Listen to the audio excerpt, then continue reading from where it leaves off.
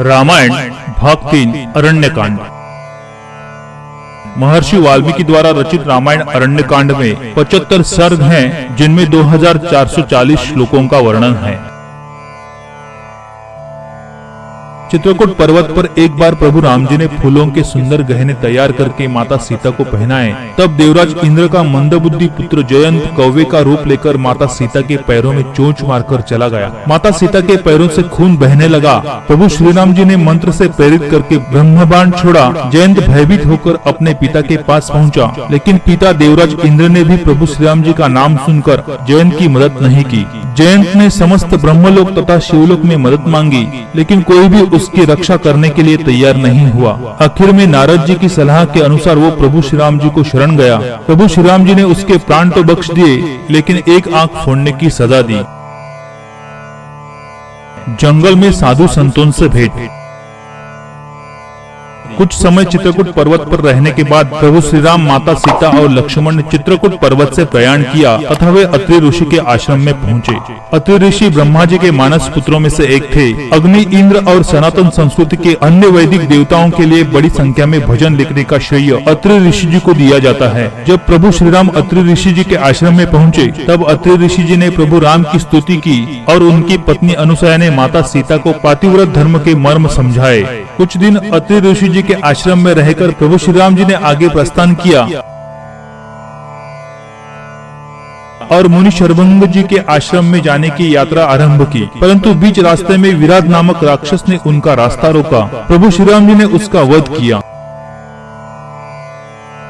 पैदल यात्रा करके प्रभु श्री राम जी, लक्ष्मण और माता सीता मुनि शर्वंग जी के आश्रम में पहुंच गए। प्रभु श्री राम जी की मुख कमल देखकर मुनि शर्वंग जी धन्य हो गए। वो दिन रात प्रभु राम जी की ही प्रतीक्षा कर रहे थे। मुनि शर्वंग जी ने योग, यज्ञ, जप, तप जो भी कुछ किया था सब प्रभु राम जी को अर्पण किया। प्रभु से भक्ति का वरदान पाया और योगाग्नि से अपने शरीर को जला दिया तथा प्रभु श्री राम जी की कृपा से वैकुंठ को चले गए।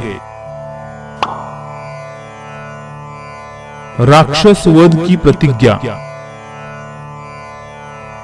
शर्वंग जी के आश्रम से फिर राम जी आगे वन में चलने लगे। उनके साथ बहुत से मुनियों के समूह जुड़ गए। आगे रास्ते में प्रभु श्री राम जी को हड्डियों के ढेर दिखाई पड़े, जिनके विषय में मुनियों ने राम जी को बताया कि राक्षसों ने अनेकों मुनियों को मारकर खाया है। उन्हीं मुनियों की ये हड्डियां हैं। तब श्री राम जी ने भुजा उठाकर प्रण किया कि मैं इस पृथ्वी से सभी राक्षसों को पूरी तरह खत्म करके पृथ्वी को पूरी तरह से राक्षसों से मुक्त कर दूंगा।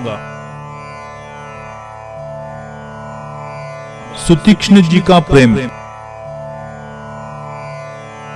प्रभु राम जी आगे बढ़े। रास्ते में अगस्त्य मुनि का एक सुतीक्ष्ण नामक शिष्य राम जी को मिला, जो बहुत दिनों से प्रभु राम जी की प्रतीक्षा कर रहा था। प्रभु श्री राम जी से अत्यंत प्रेम भी करता था। प्रभु श्री राम जी ने सुतीक्ष्ण को दर्शन दिया और अपने हृदय से लगाया। इसके पश्चात सुतीक्ष्ण प्रभु श्री राम जी को अगस्त्य मुनि के आश्रम में लेके गए। प्रभु श्री राम जी को देखकर अगस्त्य मुनि जी के नेत्रों में आनंद और प्रेम से आंसू भर आए। प्रभु राम और लक्ष्मण अगस्त्य मुनि के चरण कमलों में गिर पड़े। अगस्त्य मुनि ने दोनों को उठाकर अपने हृदय से लगाया।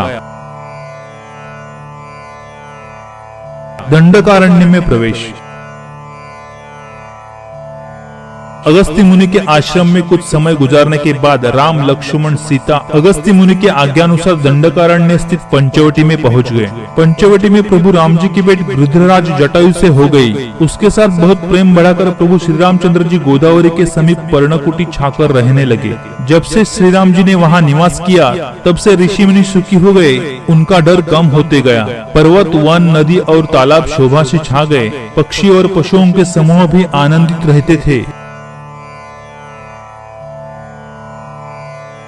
एक बार प्रभु श्री राम जी से लक्ष्मण ने पूछा, हे प्रभु, मुझे वो बात समझाइए कि जिसमें मैं सब कुछ छोड़कर आपकी चरण रज की ही सेवा करूं। ज्ञान, वैराग्य और माया का वर्णन कीजिए और उस भक्ति को कहिए जिसके कारण आप दया करते हैं। हे प्रभु, ईश्वर और जीव में भेद भी समझा दीजिए, जिससे आपके चरणों में मेरी प्रीति हो, शोक, मोह तथा भ्रम नष्ट हो जाए। प्रभु श्री राम जी बोले, लक्ष्मण, मन, चित्त और बुद्धि लगाकर सुनो। मैं और मेरा, तू और तेरा यही माया है, जिसने समस्त जीवों को वश में किया है। इंद्रियों के विषयों को और जहाँ तक मन जाता है उन सबको माया जानना। जो माया को, ईश्वर को और अपने शरीर को नहीं जानता उसे जीव कहना चाहिए। जो कर्मानुसार बंधन और मोक्ष देने वाला सबसे परे और माया का प्रेरक है वो ईश्वर है। धर्म के आचरण से वैराग्य और योग से ज्ञान होता है तथा ज्ञान मोक्ष को देने वाला है। मैं जिसमें शीघ्र ही प्रसन्न होता हूँ वो मेरी भक्ति है जो भक्तों को सुख देने वाली है। जिसका संतों के चरण कमलों में अत्यंत प्रेम हो, मन वचन और कर्म से भजन का दृढ़ नियम हो और जो मुझको ही गुरु पिता माता भाई पति और देवता सब कुछ जाने और सेवा में दृढ़ हो। मेरा गुणगान गाते समय जिसका शरीर पुलकित हो जाए, वाणी गदगद हो जाए और नेत्रों से प्रेमाश्रुओं का जल बहने लगे और काम मद तथा दंभ आदि जिसमें ना हो, मैं सदा उसके वश में रहता हूँ। जिनको कर्म वचन और मन से मेरी गति है और जो निष्काम भाव से मेरा भजन करते हैं उनके हृदय कमल में मैं सदा विश्राम करता हूँ। इस भक्ति योग को सुनकर लक्ष्मण ने प्रभु श्री राम जी के चरणों में सिर नवाया। इस प्रकार वैराग्य, ज्ञान, गुण और नीति की बातें कहते हुए कुछ दिन बीत गए।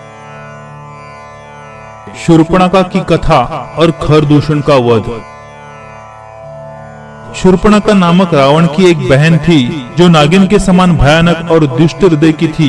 एक बार वो पंचवटी में आई और दोनों राजकुमारों को देखकर काम से पीड़ित हो गई। उसने सुंदर कन्या का रूप धारण कर लिया और प्रभु राम जी के पास जाकर प्रभु राम जी से विवाह करने की मांग की। तब प्रभु श्री राम जी ने उसे बताया कि मेरा तो विवाह हो चुका है, तुम लक्ष्मण के पास जाओ। फिर वो लक्ष्मण के पास आई। लक्ष्मण ने फिर से उसे प्रभु श्री राम जी के पास भेजा। इस प्रकार 2-3 बार होने पर शूर्पणखा क्रोधित हो गई और उसने अपना भयंकर रूप प्रकट किया। उसका वो भयंकर रूप देखकर माता सीता भयभीत हो गई। तब प्रभु श्री राम जी ने लक्ष्मण को इशारा किया। लक्ष्मण ने बड़ी फुर्ती से शूर्पणखा के नाक और कान काट दिए। उसके शरीर से रक्त इस प्रकार बहने लगा मानो काले पर्वत से गेरू की धारा बह रही हो। विलाप करती हुई वो अपने भाई खर और दूषण के पास चली गई और अपने भाइयों को सारी बातें बता दी। सब सुनकर राक्षसों ने सेना तैयार की।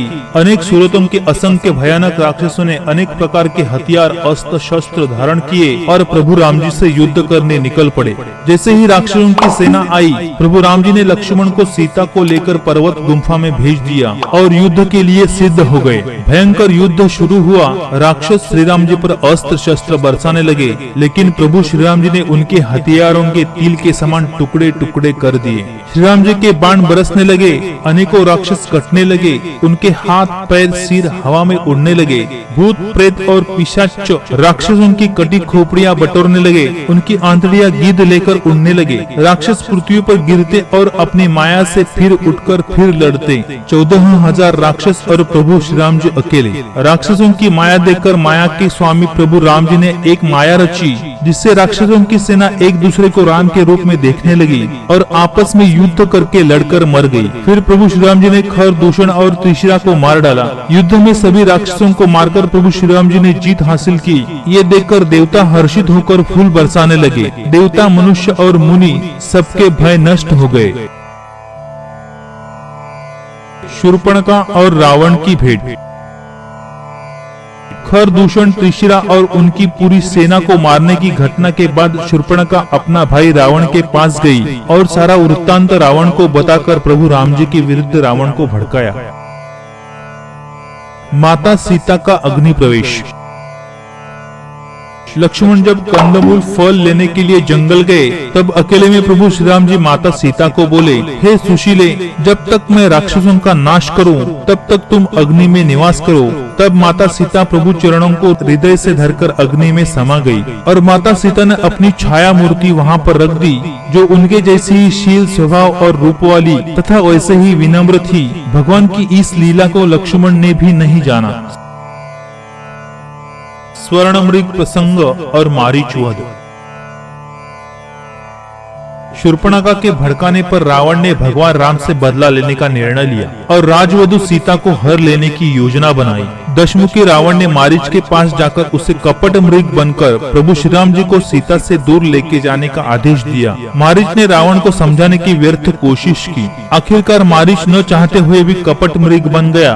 वो ऐसा सुंदर मृग बन गया जिसका पूर्ण शरीर सोने का और मणियों से जड़कर बनाया था। अत्यंत सुंदर तथा मनोहर स्वर्ण मृगों को देखकर माता सीता ने राम जी के पास उस मृग को लाकर देने की मांग की। मारीच का कपट मृग बनने का कारण जानते हुए भी देवताओं का कार्य बनाने के लिए स्वर्ण मृग को लाकर देने के लिए श्री राम जी तैयार हो गए। लक्ष्मण के ऊपर माता सीता की रखवाली सौंपकर प्रभु राम जी स्वर्ण मृग के पीछे दौड़े। स्वर्ण मृग कभी निकट आता, कभी दूर जाता, कभी प्रकट होता, कभी छिप जाता। इस प्रकार के बहुत से छल करके मारीच प्रभु राम जी को दूर ले गया। प्रभु राम जी ने निशाना साध कर कठोर बाण मारा तो स्वर्ण मृग जमीन पर गिर पड़ा और जोर से लक्ष्मण के नाम से प्रभु श्री राम जी की आवाज में चिल्लाया। प्राण त्याग करते समय वो अपने असली राक्षसी रूप में प्रकट हुआ। प्रभु श्री राम जी ने सच्चाई जानकर मारीच को मुक्ति दिला दी। माता सीता हरण।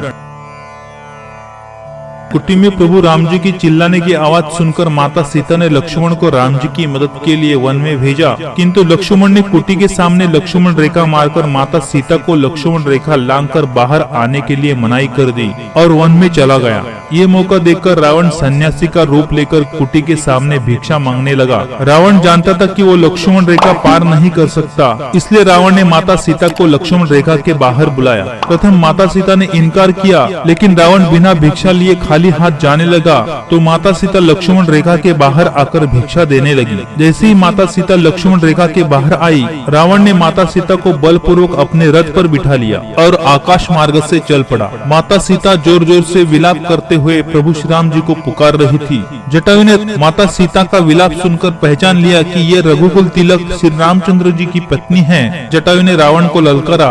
रावण ने तुरंत पहचान लिया कि ये पक्षियों का स्वामी गरुड़ है और रावण ने ये भी जान लिया कि ये तो वृद्ध हो गया है। जटायु ने रावण को समझाया कि सीता जी को छोड़ दे, अन्यथा श्री राम जी के क्रोध रूपी अत्यंत भयानक अग्नि में तेरा सारा वंश जलकर भस्म हो जाएगा। लेकिन रावण ने नहीं सुना। फिर जटायु ने रावण के बाल पकड़कर उसे रथ के नीचे उतार दिया। रावण पृथ्वी पर गिर पड़ा। जटायु ने चोट मारकर रावण के शरीर को विदीर्ण कर डाला। तब रावण ने क्रोधित होकर कटार निकालकर जटायु के पंख काट दिए और वो माता सीता को लेकर फिर से आकाश मार्ग से जाने लगा। पर्वत पर बैठे बंदरों को देखकर माता सीता ने अपना वस्त्र नीचे डाल दिया। इस प्रकार रावण माता सीता को ले गया और उन्हें अशोक वन में रखा।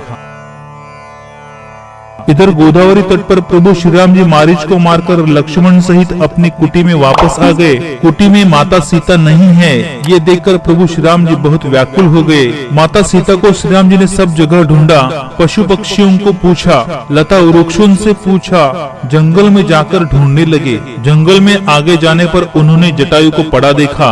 प्रभु श्री राम जी का दर्शन पाकर जटायु धन्य हो गया। जटायु ने माता सीता हरण की सारी बातें श्री राम जी को बताई और अपने प्राण त्याग दिए। प्रभु श्री राम जी ने उसे मुक्ति दिला दी। शबरी की भेंट।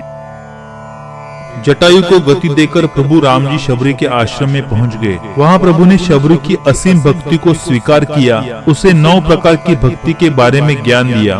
शबरी ने अत्यंत रसीले और स्वादिष्ट कंदमूल और फल लाकर प्रभु श्री राम जी और लक्ष्मण को दिए। प्रभु ने बड़े प्रेम सहित उन फलों का ग्रहण किया। इसके पश्चात शबरी स्वयं को योगाग्नि में जलाकर वैकुंठ धाम में चली गई।